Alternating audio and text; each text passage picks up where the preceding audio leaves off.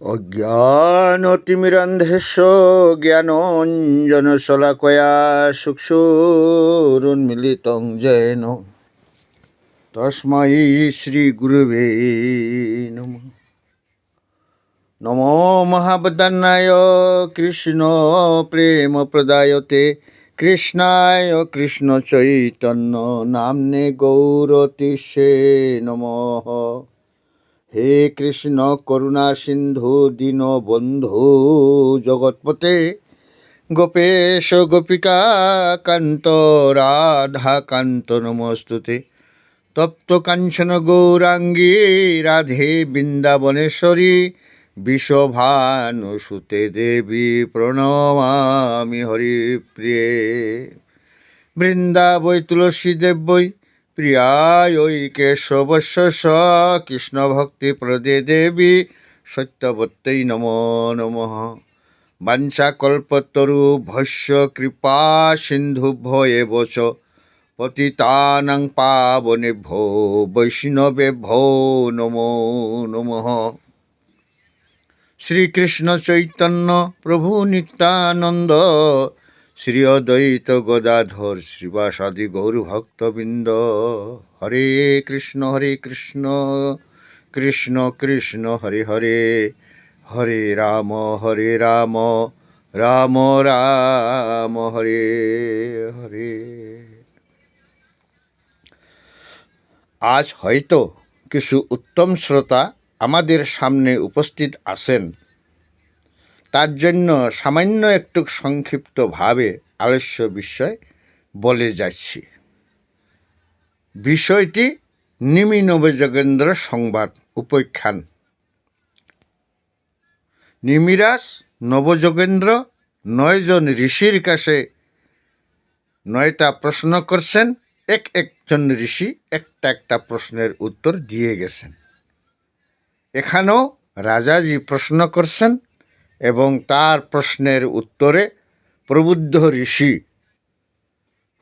তিনি তার প্রশ্নের উত্তর দিয়ে যাচ্ছেন।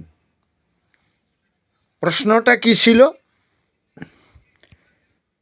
এই স্থূল দেহে আত্মবুদ্ধি বিশিষ্ট মানবগণ ও জিতেন্দ্রীয় ব্যক্তিগণের দূরতিক্রমণীয়া এই বিষ্ণু মায়াকে কী রূপে উদ্ধার লাভ করবে?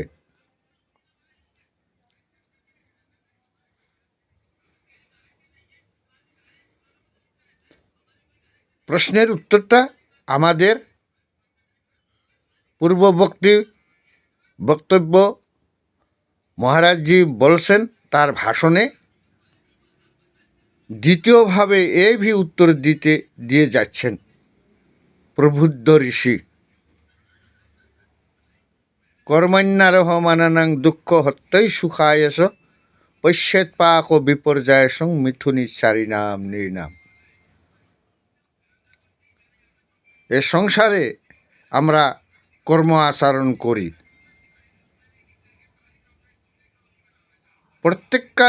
প্রত্যেকটা লোককেই কাজ করতে হয়, কিছু না কিছু কাজ। আমরা কাজ করছি কেন? বলছেন 2টা উদ্দেশ্য। আমাদের দুঃখ কষ্ট চলে যাক আর আমরা সুখ শান্তি লাভ করি। এই 2টা উদ্দেশ্য প্রত্যেকটি কর্মের পিছনে থাকে।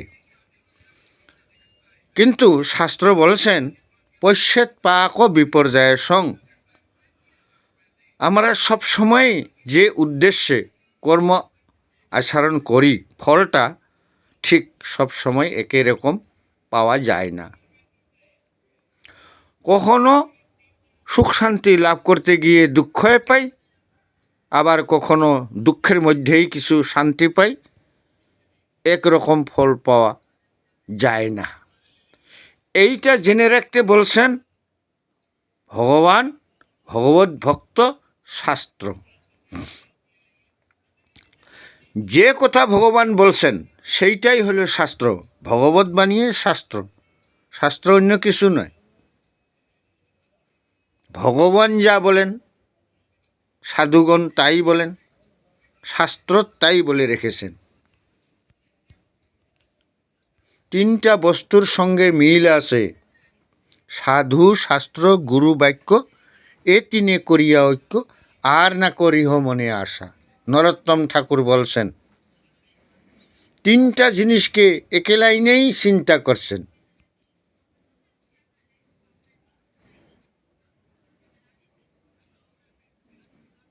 সাধুগণ যা বলেন শাস্ত্র তাই বলছেন, গুরু যা বলবেন শাস্ত্র তাই বলছেন।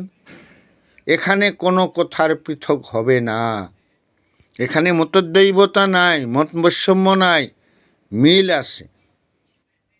শাস্ত্র এখানে বলছেন আমরা সংসারে পরস্পর একত্র মিলিত হয়েই বাস করি বা সঙ্গবদ্ধ হয়েই বাস করি, সব জায়গায় কর্মের ফলটা একরকম পাওয়া যাচ্ছে না। আমাদের পূর্ববর্তী বক্তব্য মহারাজজিও বলছেন যে ফলটা আমরা সবসময় পাচ্ছি না ভালো, এখানেও সেই কথাই লেখা আছে। আর কখন ফলটা ভালো পাই সে কথাও তিনি বুঝাচ্ছেন। বললেন যখন আমরা ভগবত উদ্দেশ্যে কর্ম আচরণ করি সংসারে, ভগবানের প্রীতি কামনায় যখন আমরা সংসারে কর্ম আচরণ করব, তখন সেই কর্ম সফল, সেই জ্ঞান সফল, সেই যোগ সফল। অর্থাৎ ভক্তিবৃত্তিকে বাদ দিয়ে কর্ম জ্ঞান যোগ আদি মিক্স করিলেই প্রদূষিত হয়েছে, এইটাই শাস্ত্রের কথা। কৃষ্ণ উদ্ধবকে বলছেন, স্বয়ং সখাকে বলছেন, ন সাধয়তি মাং যোগ ন সাংখ্য ধর্ম উদ্ধব ন সাধ্যায়স্তপস্ত্যাগ যথা ভক্তির মম উর্জিতা। আমার প্রতি উর্জিতা ভক্তি, একনিষ্ঠা ভক্তি আমাকে যেমন বশীভূত করেন, হে উদ্ধব, কর্মী জ্ঞানী যোগ আদির প্রচেষ্টা তেমন সফল হয় না, আর আমিও তাদের ওই ক্রিয়াকর্ম অনুষ্ঠানে সন্তুষ্ট হই না। কিন্তু ভক্তির দ্বারাই আমাকে প্রেম ধরে বেঁধে ফেলে, এই কথা বলছেন। ভক্তির মহিমা মাহাত্ম্যই সেখানে দেখানো হয়েছে। যদি কর্ম জ্ঞান যোগ আদি ভক্তি মহাদেবীর আনুগত্য করেন তাহলে সবটাই ঠিক আছে, আর যদি আনুগত্যবিহীন অবস্থায় কর্ম জ্ঞান যোগ আদি প্রচেষ্টা চলে, সেটা নিষ্ফল হয়, বিফল হয়। এই কথা শাস্ত্রের সব জায়গায় বলা আছে, বুঝানো আছে।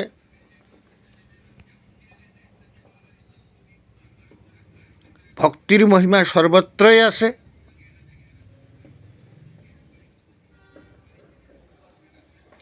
আমাদের মহারাজজি বলছেন, ভক্তির মহিমা বলেই শেষ করছেন,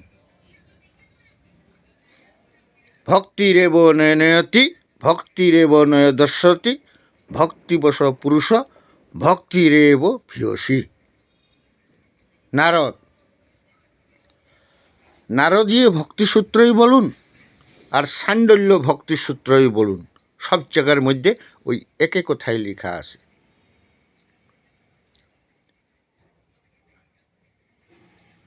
গীতার মধ্যে আছে একে কথা, ভাগবতের মধ্যে ওই একে কথাই লেখা আছে। কথাটা কি?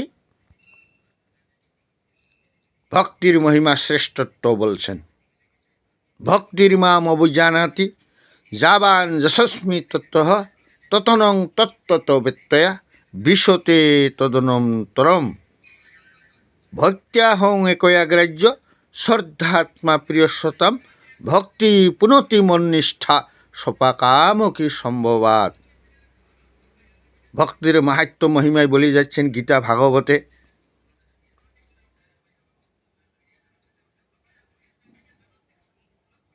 ভক্তা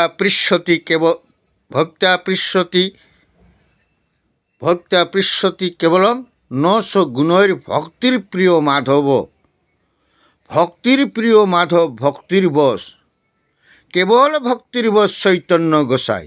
আছে, শাস্ত্রে বলা আছে। বহু ব্যক্তি বহু ধরনের সাধন করেছেন, উদাহরণগুলো তো দিয়েছেন একটা একটা করিয়া, বহুত উদাহরণ আছে, একটা একটা করে দিয়ে গেছেন। বলেন গোসাই, বেদহস্যাচরণম, ব্যাধের আচরণের কথা বলছেন। সেই পশুগুলাকে অর্ধমৃত অবস্থায় রেখে দিত বানবিদ্ধ করে, আর ওই চিৎকার করছেন পশুগুলা, ক্যাঁ ক্যাঁ ক্যাঁ ক্যাঁ সে করছেন, তার ওইটা শুনতে ভালো লাগছে। সেই ব্যাধ নারদ ঋষির কৃপায় ভক্তি লাভ করলেন। বলছেন ব্যাধের এমন কি আচরণ ছিল, ধ্রুবশস্য বয়স। যদি বলা হয় যে সাধন ভজন ক্ষেত্রেতে বয়সের হিসাব আছে, বৃদ্ধকালে সাধন ভজন করব, ভুল কথা। ধ্রুবের এমন কি বয়স ছিল, প্রহ্লাদের এমন কি বয়স ছিল, পঞ্চম বর্ষেই তারা হরিভজনে রত হয়েছে, ভগবত প্রাপ্তি হয়েছে তাদের।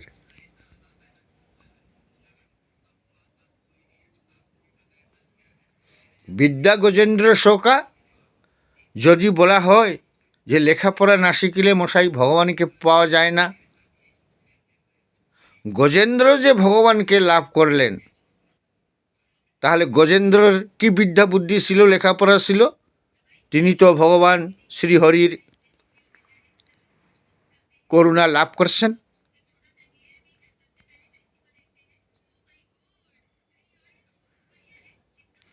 কুবজায়া কিনু না আমার রূপবতীকম, যদি বলা হয় যে রূপগুণ লাগে তাহলে ভগবানকে পাওয়া যায়। কুবজার কি রূপ ছিল? কুজি, তিনি তো ভগবত কৃপা পেয়েছেন। কিংপট সুধমাম ধনম, যদি বলা হয় যে টাকা পয়সা ধনরত্ন না হলে ভগবানকে পাওয়া যায় না,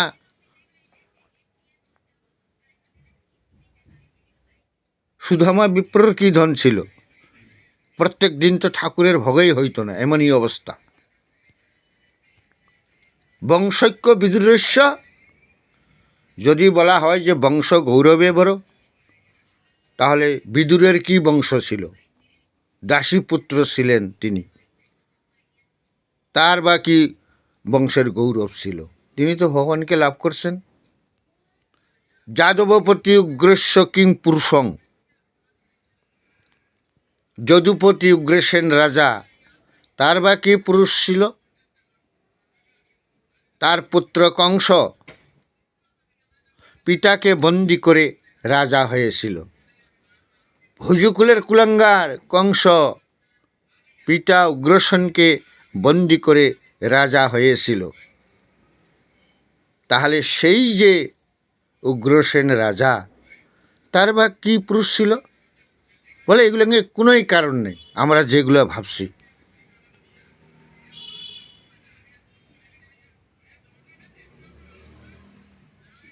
ভক্তা পৃষ্যতি কেবলম নচ গুণৈর ভক্তির প্রিয় মাধব, ভক্তির প্রিয় মাধব ভক্তির বশ।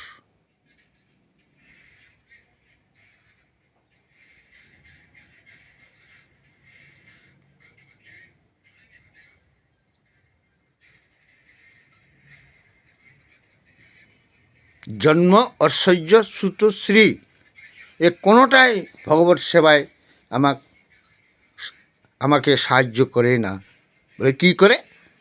ভক্তা পৃষ্যতি কেবলম নচ গুণৈর ভক্তির প্রিয় মাধব, ভক্তির প্রিয় মাধব ভক্তির বশ। সেই কথাটা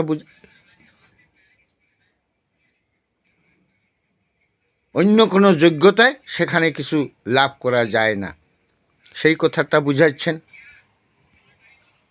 আমরা সংসারে কর্মমার্গেই বিচরণ করি, জ্ঞান মার্গেই বিচরণ করি, যোগ মার্গেই বিচরণ করি, ভক্তি ছাড়া কোনো উপায় নেই। সেই জিনিসটা ভিতরে রাখতে হবে। আর সব অনুষ্ঠানের ভিতরে সেইটা মিশ্রিত করতে হবে, তাহলে ওইটা ঠিক থাকবে। ওইটাকে যদি বাদ দেওয়া যায় তাহলে কোনো ফলেই লাভ হবে না। এইটাই শাস্ত্রের যুক্তি দিয়ে সেটা বুঝাচ্ছেন।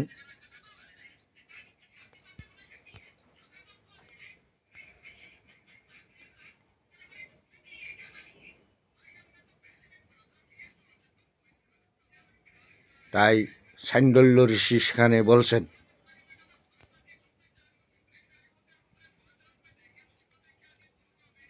ভক্তিরেব নয়নয়তি ভক্তিরেব নয় দর্শতি ভক্তি বশ পুরুষ ভক্তিরেব ভিয়সী।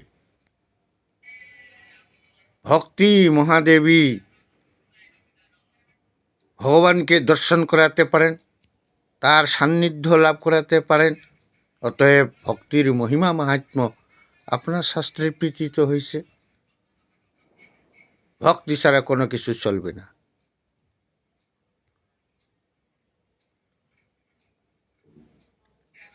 গীতায় প্রথমে কর্মের চ্যাপ্টার আছে 6টা। সেই 6টা চ্যাপ্টারের শেষের দিকে লাস্ট বাটরানা শ্লোক কি বলছেন সেখানে, তপস্বী ভোগধিক যোগী জ্ঞানী ভোগী মতধিকা কর্মীভ্য সাধিক যোগী তস্মাৎ যোগী ভবার্জুন। হে অর্জুন, তুমি সেই যোগী হও। তপস্বীর থেকে যে যোগী শ্রেষ্ঠ তুমি সেই যোগী হও। জ্ঞানীর থেকে যে যোগী শ্রেষ্ঠ তুমি সেই যোগী হও। কর্মীর থেকে যে যোগী শ্রেষ্ঠ তুমি সেই যোগী হও। কোন যোগটা বাদ থাকলো বলা এখানে? কর্ম জ্ঞান যোগ তো বলা হয়ে গেল। সেইটাই 6ষ্ঠ শ্লোক শেষ অধ্যায় বলছেন। কি আছে?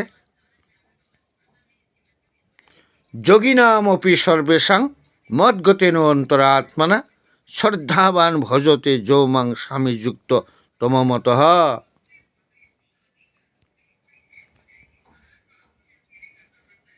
শ্রদ্ধালু হয়ে যিনি আমার সাধন ভজন করেন তিনিই হইলেন শ্রেষ্ঠ যোগী। এইটাই আমার সুশিমুষিত অভিমত। এখানেই তো পরিষ্কার হলো। শাস্ত্রের সব জায়গায় এই কথাটা বোঝানো আছে। এটা ইউনিভার্সাল ট্রুথ, এক্সক্লেমেটরি ট্রুথ, বাস্তব সত্য। এটাকে এদিক ওদিক করা যাবে না।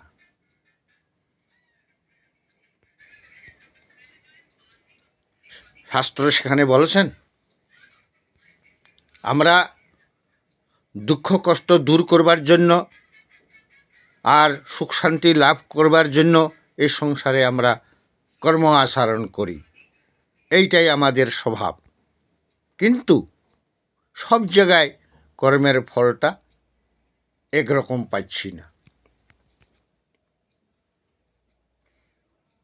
একরকম পাচ্ছি না। সুখের নামে দিচ্ছে অসুখ, তবুও সুখ আমায় চলে, আমাকে ছলনা করে। নিত্যার্থী যেন বৃত্তেন দুর্লভেন আত্মমৃত্যুনা গৃহা প্রতাপ্তি পশুভি কাহা প্রীতি সাধিতই চলে।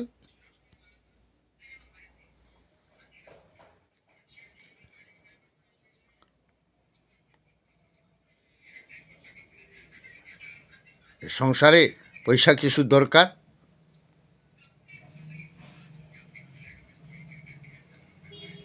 এটা প্রত্যেকেরই।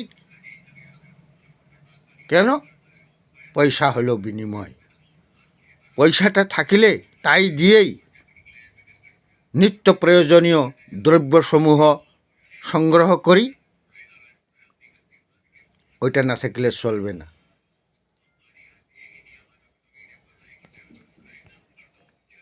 তাই ভাগবত বলছেন এখানে, প্রবুদ্ধ ঋষি বলছেন এখানে, নিত্যার্থিত বৃত্ত।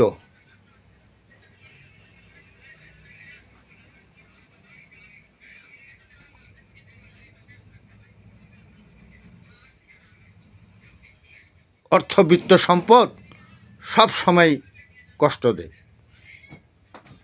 সে আবার কি কথা? মিশাও আমরা পয়সা জমা করি, জোগাড় করি সুখ শান্তি পাবো বলে। আর শাস্ত্র একই বলছে, শাস্ত্র ঠিকই বলছেন, সব সময় কষ্ট দেয় টাকা পয়সা জমা থাকলে। কি অর্থ রোজগার করতে কষ্ট আমরা সবাই বুঝি, ওইটাকে জমা রাখতেও কষ্ট, চিন্তা ভাবনা আছে ব্যাংক ফেরি পারে কি না। ব্যাংকে রাখা আছে টাকা, ঘরে যদি থাকে দস্যু তস্কর রয়েছে, আন্টিক শ্মশানি নিয়ে যাবে, বসে আসে সমাজে, প্রাণ পর্যন্ত চলে যায় ভয়ে তো। আর ওইটাকে খরচ করতেও কষ্ট আছে, চিন্তা ভাবনা আছে।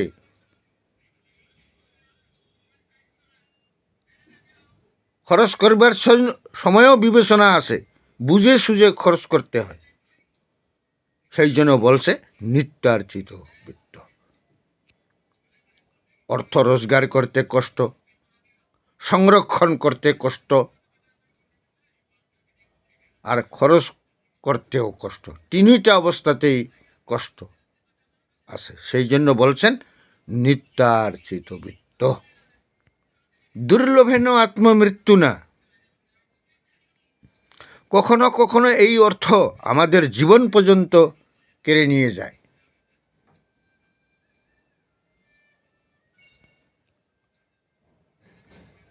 ভরি ভরি উদাহরণ আছে শাস্ত্রে।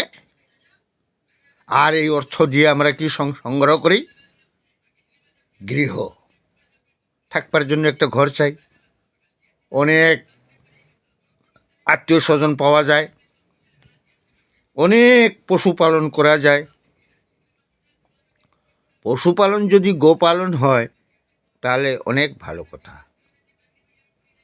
কিন্তু গোপালন না করে যদি আবার অন্য কিছু রকম হয় তাহলে ওইটা বিশেষ ভালো কথা নয়। অন্য কথা কি বলছেন আপনি? অন্য কথা আমি বলছি, এই যে ঘরে ঘরে অনেক কুকুর পোষা হয়, আপনারা বলবেন পহরাদার সে, সেই জন্য পোষা হয়েছে, কিন্তু তার খারাপ দিকও আছে। কি খারাপ দিক আছে? ওহো, তাহলে তো আবার মহাত্মা তুলসীদাসের কথা এসে যাবে। সাচ্চা কহে তো মারে লাঠা, ঝুঠা জগৎ ভোলায়, গোরস গলি গলি ফিরে, সুরা বৈঠাল বিকায়, সরক চরে সাতকো বাঁধে, পথিক্য লাগায় ফাঁসি, ধন্য কলিযুক্তেরই তামাশা, দুঃখ লাগে আউর হাসি। মহাত্মা তুলসীদাস তো এই বলে গেলেন।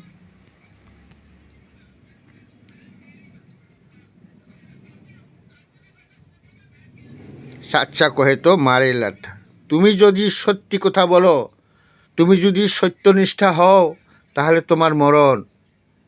সাচ্চা কহে তো মারে লাঠা, সত্যি কথা বলতে গেলে লাঠি তোমার পিঠে পড়তে পারে। সাচ্চা কহে তো মারে লাঠা, ঝুঠা জগৎ ভুলায়, মিথ্যার বেসাথী দুনিয়াকে গ্রাস করছেন, সত্যের আদর নাই। গোরস গলি গলি ফিরে, মহাত্মা তুলসীদাস যখন বলছেন দহটা, সেই সময় কিন্তু অলিতে গলিতে দুধ ফেরি হয়ে বিক্রি হতো, কিন্তু সেই দুধ কিনছে না লোকে। সুরা বৈঠাল বিকায়, মদের দোকানে ভিড় বেশি। সে ফরেন ভিখারি হোক আর কান্ট্রির ভিখারি হোক, সেখানে লম্বা কিউ পড়ে।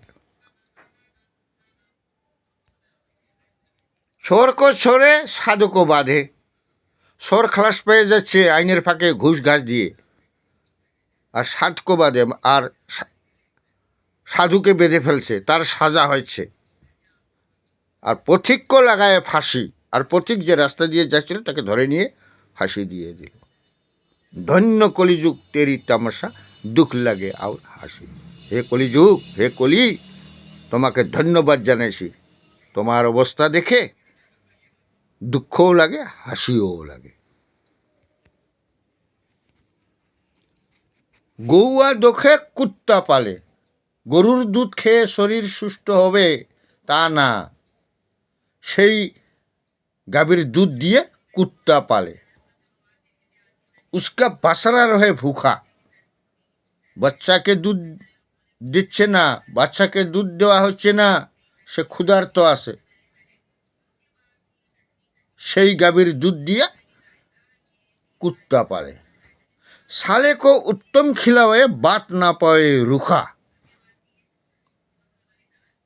বর্তমান দুনিয়ায় চিন্তা করেন, ঘরে ঘরে মা বাবার দুধ দোসার এক শেষ আজকাল।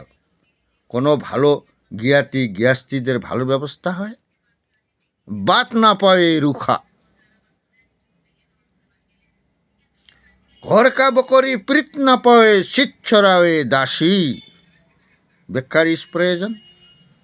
ধন্য কলিযুক্তের তামাশা, দুঃখ লাগে আর হাস। এ ঘটনা তো ঘটছে, তাহলে কি করব? মহাত্মা তুলসী দাস দিব্য দৃষ্টিতে সবগুলো দেখেছেন, তিনি বর্ণনা করে। ইতিহাস এখন থেকে কম করেও 300-350 বছর আগেই তুলসীদাস, মহাত্মা তুলসীদাসের সময় তিনি এগুলো বর্ণনা করছেন।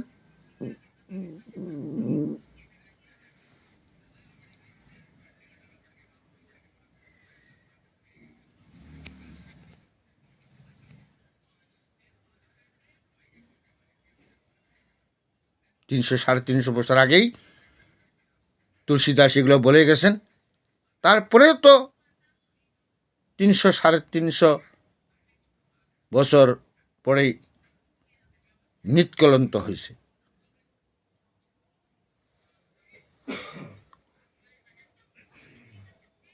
সব জিনিসগুলো আমাদের বুঝতে হবে। বলছেন এই যে অর্থবিত্ত, এর দ্বারা যদি আমাদের আত্মকল্যাণ না হয় তাহলে সব উল্টে গেল। কাপ্রীতি সাধিতই চলে। এই চলমান বস্তু, এই ধ্বংসশীল বস্তু, এই ক্ষয়িষ্ণু বস্তু কোনোই আমাকে শান্তি দিতে পারে না। ঈশ্বর শ্রেষ্ঠ যত এলিমেন্ট আছে, যত মৌলিক পদার্থগুলো সৃষ্টি হয়েছে, এর প্রত্যেকটারই একটা উপকারিতা, উপযোগিতা শাস্ত্রে বলা আছে। ব্যবহারের 10 গুণ, এইটা আমরা ভালো করে বুঝতে পারছি না।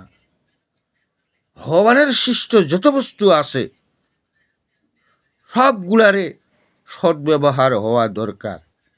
যদি অ্যাসিউস হয়, অপব্যবহার হয়, তাহলে তার দোষ হবে। আর যদি সদ্ব্যবহার হয় তাহলে গুণের কথা আছে, ভালো কথা আছে। ভাগবতের ভিতরে একটা শ্লোক আছে, আপনাদের সকলের শ্লোকটা জানা আছে। এতাবৎ জন্ম সাফল্যং দেহিনাং ইহ দেহিষু প্রাণের অর্থের ধিয়া বাসা শ্রেয় আচরণং সদা। গৃহ ব্যক্তি কী করবেন? 4 ভাবে তারা ভগবানের সেবা করতে পারবেন। 4টা জিনিস কি? 4টা ভাব কি? তাদের দেহধারী মনুষ্যে জীবনের সফলতা, সার্থকতা সম্পাদন করতে পারেন তারা এই 4টি বস্তু দিয়ে।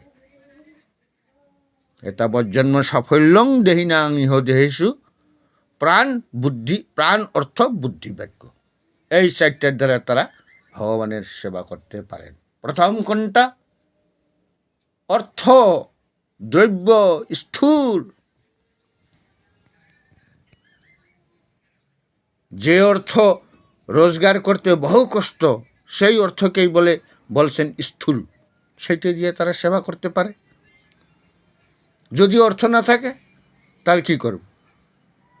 আর 3টা আছে, প্রাণ বুদ্ধি বাক্য আছে। বুদ্ধি দিয়ে সেবা করতে পারে, বাক্য দিয়ে সেবা করতে পারে। যদি 3টিই না থাকলো তাহলে প্রাণ দিয়ে সেবা করতে পারে। ভগবানের শরণাগতি, আত্মসমর্পণ, ভগবানের একান্তভাবে আত্মসমর্পণ, ব্যবস্থাগুলো তো সব রাখা আছে। যার যেমন যোগ্যতা, যার যেমন অধিকার, যার যেমন ক্ষমতা, ঠিক সেই অনুসারে আমাদের চলতে হবে। কিন্তু দ্রব্যের অপব্যবহার করলেই চলবে না। এইটাই হলো শাস্ত্রের শিক্ষা। গীতা ভাগবতের শিক্ষা হইল এই। বাঞ্ছা কল্পতরুভ্যশ্চ কৃপা সিন্ধুভ্যো এব চ পতিতানাং পাবনেভ্যো বৈষ্ণবেভ্যো নমো নমঃ। জয় গুরুদেব।